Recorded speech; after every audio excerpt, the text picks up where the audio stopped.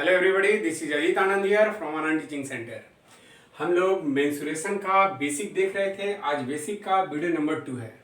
पहले वाले वीडियो में हम लोग राइट एंगल ट्रायंगल देख रखे थे, मेंसुरेशन का उसका फार्मूला देखे थे, पाइथागोरस थ्योरम का यूज देखे थे और ट्रिपलेट्स का इस्तेमाल किए थे और छोटे छोटे कुछ टिप्स देखे थे जिसका इस्तेमाल हम लोग ऑब्जेक्टिव बनाने में डायरेक्ट कर सकते हैं। आज हम लोग देखने जा रहे हैं इक्विलेटरल ट्रायंगल। देखिए, इक्विलेटरल ट्रायंगल। इक्विलेटरल ट्रायंगल वैसा ट्रायंगल होता है जिसका तीनों साइड्स आपस में एक दूसरे के इक्वल हो जाता है। अगर ये ट्रायंगल एबीसी है और एबीसी को हम लोग अब इक्विलेटरल बोलेंगे तो इस केस में हमारा A B equal to B C equal to C A होगा। ये साइड और तीनों बराबर है। इक्विलेटरल ट्रायंगल का हर एक एंगल 60 डिग्री का होता है, तो हम लोग लिख सकते हैं angle A equal to angle B equal to angle C, this equal to मेरा 60 डिग्री। हम लोग अब इसके छोटे छोटे फार्मूला पे आते हैं। तो सबसे पहले हम लोग देखेंगे पेरीमीटर। पेरीमीटर के बारे में हम लोग क्या कॉन्सेप्ट बना के रखे थे? Length of outer boundaries. That means अगर ये साइड को ए मान लें तो ये भी ए और ये भी ए हो जाएगा, तीनों साइड बराबर हो जाएगा। तो पेरीमीटर को हम लोग क्या लिखेंगे? 3 इंटू साइड। आप लिख सकते हैं यहाँ पे इस फिगर के अनुसार से 3a। ठीक है, हम लोग देखेंगे इक्विलेटरल ट्रायंगल हमारे पास है, ये a है, ये b है और ये c है। तो देखिए, अगर a से bc पर एक परपेंडिकुलर ड्रॉ किया m, ठीक है, तो इक्विलेटरल ट्रायंगल में अगर किसी वर्टेक्स से ऑपोजिट साइड पर परपेंडिकुलर अगर ड्रॉ करें तो ये वर्टेक्स वाले एंगल को भी और सामने में साइड को भी, दोनों को वो बाइसेक्ट करता है। इस केस में अगर बोले if triangle ABC is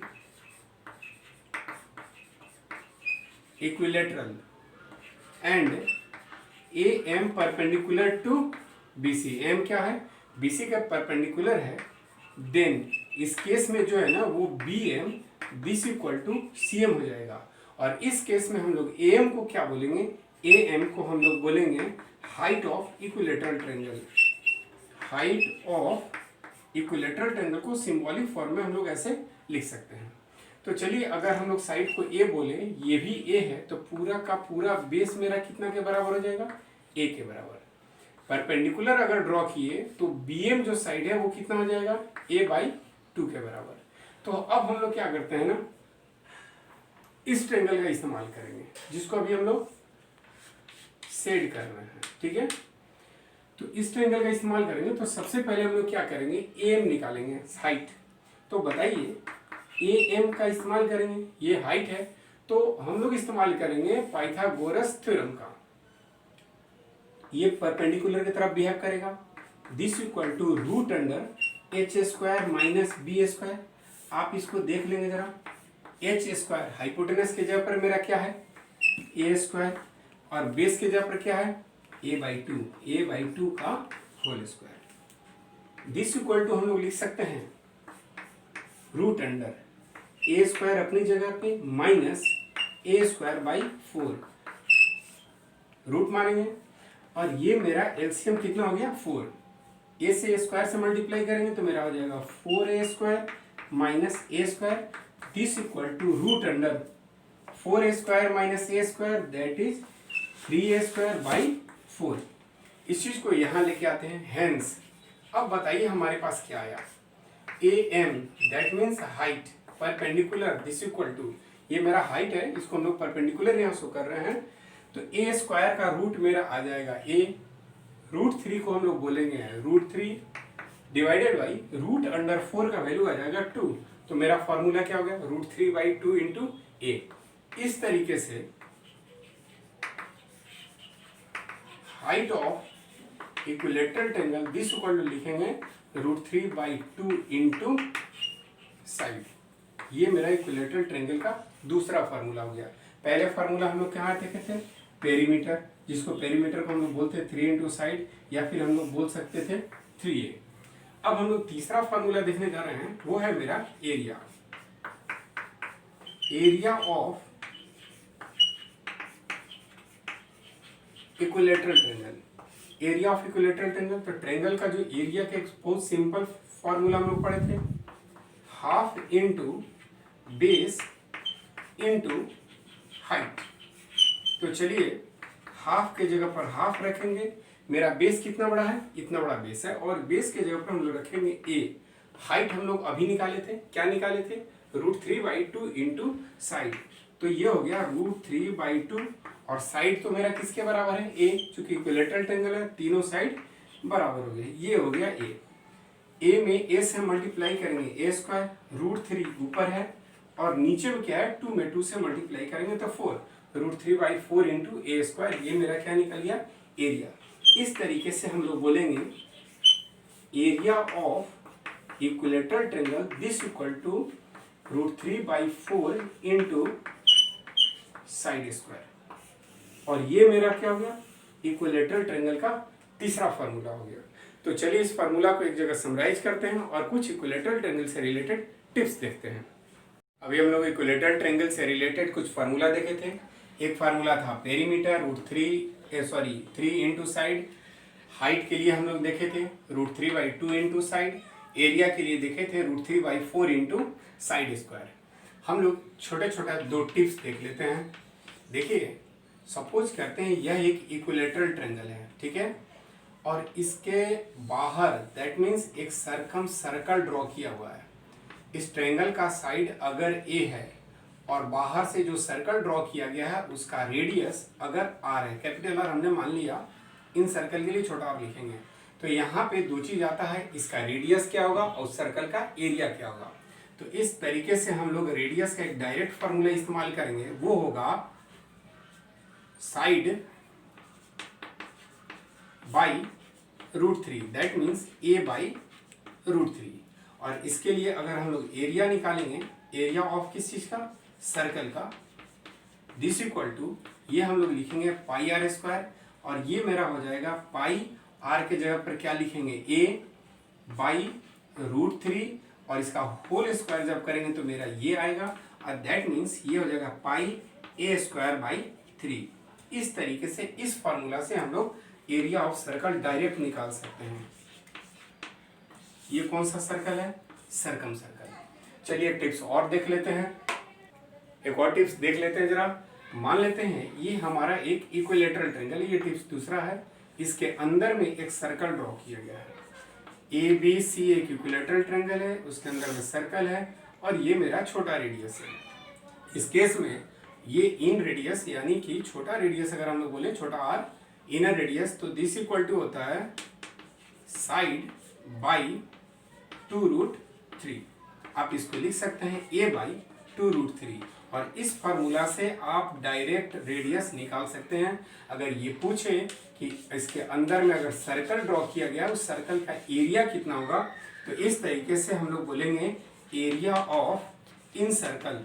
circle कोई भी हो, फार्मूला के लिए हम लोग बेसिक फार्मूला πr² इस्तेमाल करते हैं, और दिस इक्वल टू पाई, छोटा रेडियस के जगह पर हम लोग क्या लिखेंगे, a बाई 2√3 और उसका होल स्क्वायर। दैट मीन्स हम लोग लिखेंगे πa² बाई 2 का स्क्वायर हो जाएगा 4, 2 का स्क्वायर 4, और √3 का स्क्वायर दैट मीन्स 3, और ये मेरा हो जाएगा π/12 a²। किस चीज का एरिया हमारे पास निकल गया, एरिया ऑफ इनर सर्कल का। तो इस तरीके से अभी हम लोग इक्विलेटरल ट्रायंगल के बारे में देखें। चलिए इक्विलेटरल ट्रायंगल से रिलेटेड कुछ सवाल को हम लोग देख लेते हैं। तो चलिए पहला सवाल उठाते हैं, if the side of an equilateral triangle this equal to 6 centimetre, then find its perimeter, height and area. चलिए तो सबसे पहले हमारे पास इक्विलेटरल ट्रायंगल है, हर एक साइड इसका कितना है 6 सेंटीमीटर का हमने ले लिया। ये मेरा ए है, बी है, और ये सी हमारा वर्टेक्स है। तो पहला सवाल हमारे पास किस चीज का आता है, पेरीमीटर का। तो आपके रिवीजन के लिए हम लोग यहाँ पे सारे फॉर्मूला लिख रखे हैं। इक्विलेटरल ट्रायंगल से रिलेटेड दिस इक्वल टू लिखेंगे 3 इंटू साइड, आप ए का इस्तेमाल कर सकते थे, 3 इंटू 6 दैट मीन्स 18 सेंटीमीटर। दूसरा हम लोग देखेंगे हाइट। तो अब हम लोग बोलेंगे हाइट दिस इक्वल टू लिखेंगे √3/2 इंटू साइड, और दिस इक्वल टू हो जाएगा √3/2 इंटू 6 से, और ये 2 कट जाएगा, 2 से 6 कटेगा 3 टाइम्स में, मेरा हो जाएगा 3√3 सेंटीमीटर। एक और चीज़ हम लोग लिख लेते हैं, यहाँ पे √3 का जो वैल्यू होगा 1.73205, ज़रूरत के अनुसार से हम लोग इस्तेमाल कर लेंगे 1.732, या फिर इस्तेमाल कर लेंगे 1.73 √3 का वैल्यू। तीसरा हमारे पास जो फार्मूला है जो निकालना है हमको, वो है एरिया ऑफ इक्विलेटरल ट्रायंगल। तो एरिया दिस इक्वल टू लिखेंगे √3/4 into side square, and this equal to √3/4, side के जगह पर मेरा 6 है, और ये हो गया 6 square, that mean 6 into 6।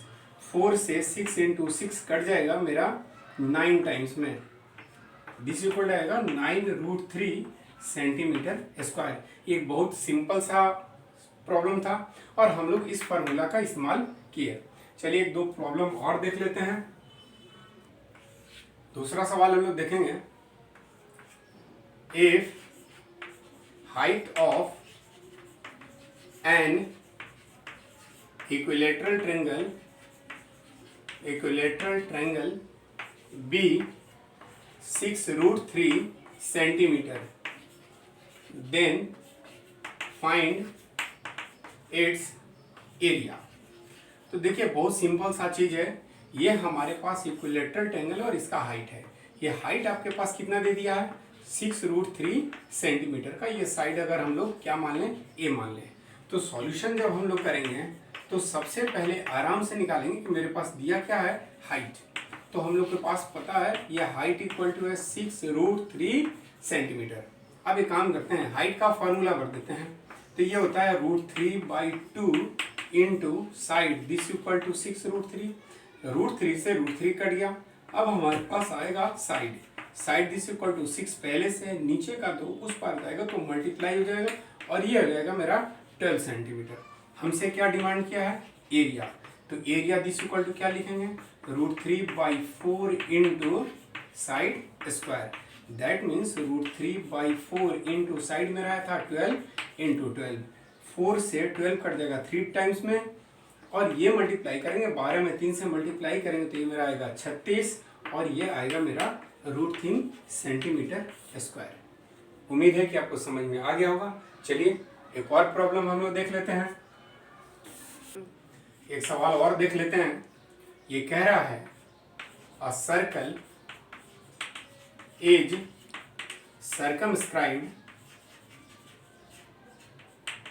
circumscribed to an equilateral triangle of side 7√3 centimetre. कहता है find the area and circumference of the circle। तो अब हम लोग क्या करते हैं, सीधे इसके फिगर पर आ जाते हैं। ये इक्विलेटरल ट्रायंगल है और इसके चारों तरफ में यानी कि सर्कमस्क्राइब्ड एक सर्कल है। तो ये मेरा ए है, ये बी है और ये सी है। इस सर्कल का रेडियस चलिए हमने मान लिया आर, ये मेरा सेंटर ओ ले लिया। तो सबसे पहले हम लोग की जरूरत पड़ेगी रेडियस का। तो अगर हम लोग फार्मूला का इस्तेमाल करेंगे तो इस फार्मूला का इस्तेमाल करेंगे, और यहाँ हम लोग बनाएंगे सबसे पहले सॉल्यूशन के लिए। तो मेरे पास क्या दिया हुआ है साइड कितना है 7√3 सेंटीमीटर, और सर्कमस्क्राइब्ड सर्कल का रेडियस का फार्मूला हमारे पास क्या था, दिस इक्वल टू था side by √3, and this equal to side के जगह पर लिखेंगे 7√3 बाई √3 से √3 कट गया, ये मेरा आ गया 7 सेंटीमीटर, रेडियस निकल गया। अब हम लोग बनाएंगे एरिया ऑफ सर्कल।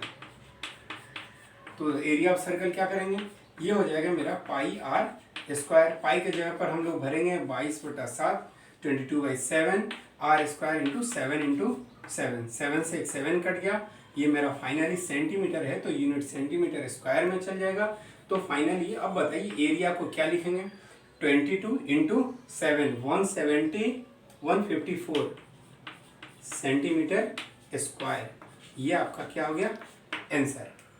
तो उम्मीद है कि आज का वीडियो आपको अच्छा लगा होगा, कुछ हम लोग सवाल भी देखें। वीडियो अगर अच्छा लगता है तो लाइक कीजिए, शेयर कीजिए और चैनल को सब्सक्राइब कीजिए। मिलते हैं अगले वीडियो में आइसोसेलेस ट्रायंगल और स्केलेन ट्रायंगल के साथ। Thank you.